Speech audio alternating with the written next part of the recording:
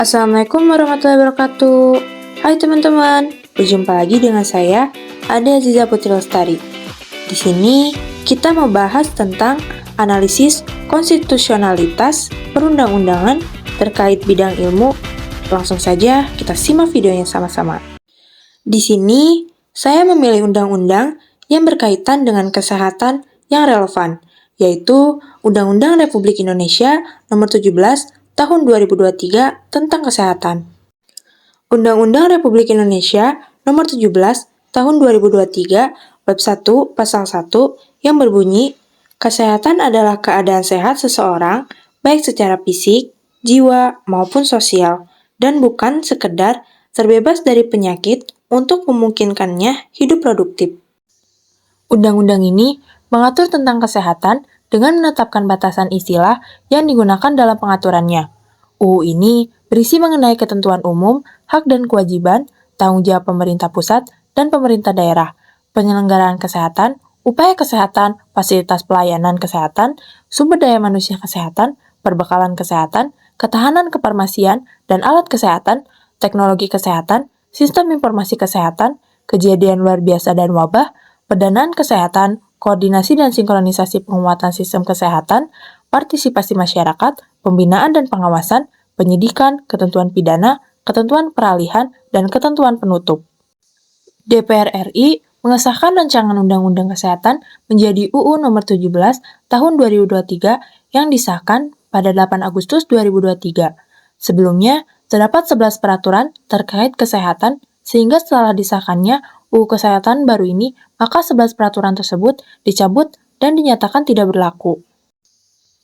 Adapun 11 peraturan tersebut, yaitu peraturan tersebut antara lain UU Nomor 4 Tahun 2019 tentang Kebidanan, UU Nomor 6 Tahun 2018 tentang Kekarantinaan Kesehatan, UU Nomor 38 Tahun 2014 tentang Keperawatan, UU Nomor 36 Tahun 2014 tentang Tenaga Kesehatan, UU Nomor 18 Tahun 2014 tentang Kesehatan Jiwa, UU Nomor 20 Tahun 2013 tentang Pendidikan Kedokteran, UU Nomor 44 Tahun 2009 tentang Rumah Sakit, UU Nomor 36 Tahun 2009 tentang Kesehatan, UU Nomor 29 Tahun 2004 tentang Praktik Kedokteran, UU Nomor 4 Tahun 1984 tentang Wabah Penyakit Menular, Undang-Undang Nomor 419 Tahun 1949 tentang Ordonansi Obat Keras. Pendekatan Omnibus Law yang digunakan pada rancangan UU Kesehatan menjadi salah satu alasannya, sebab dianggap berpotensi menimbulkan pembentukan perundang-undangan yang buruk, minimnya partisipasi tenaga kesehatan dan masyarakat yang menandakan tidak adanya terbukaan dalam prosesnya. Selain itu, para tenaga kesehatan menganggap bahwa tidak adanya urgensi dari rancangan UU Kesehatan, sehingga berpotensi melanggar asas pembentukan peraturan perundang-undangan, yaitu asas kejelasan tujuan, asas kedayagunaan, dan asas kehasilgunaan, asas kejelasan rumusan, dan asas keterbukaan, sebagaimana yang diatur Pasal 5 Undang-Undang Nomor 12 Tahun 2011 dan Undang-Undang Nomor 13 Tahun 2022. Namun, dengan adanya pembentukan UU Kesehatan baru ini, diharapkan dapat meningkatkan jumlah dokter di Indonesia, sehingga dapat dilakukannya pemerataan terhadap pelayanan kesehatan di Indonesia. Terlepas dari segala kontroversi yang terjadi, UU Kesehatan terbaru ini dianggap sebagai satu langkah maju dalam meningkatkan sistem kesehatan di Indonesia, serta diharapkan dapat menjadi landasan bagi tenaga medis dalam memberikan pelayanan yang berkualitas kepada masyarakat Indonesia. Analisis konstitusionalitas, apakah UU DNRI ini bertentangan atau sejalan? Undang-Undang tentang Kesehatan Nomor 17 Tahun 2023 ini sesuai dengan Undang-Undang Dasar Negara Republik Indonesia tahun 1945 antara lain 1. Pasal 20 UUD 1945 menyatakan bahwa setiap warga negara berhak untuk hidup sehat. Undang-Undang Kesehatan ini mengatur hak setiap orang untuk hidup sehat secara fisik, jiwa, dan sosial.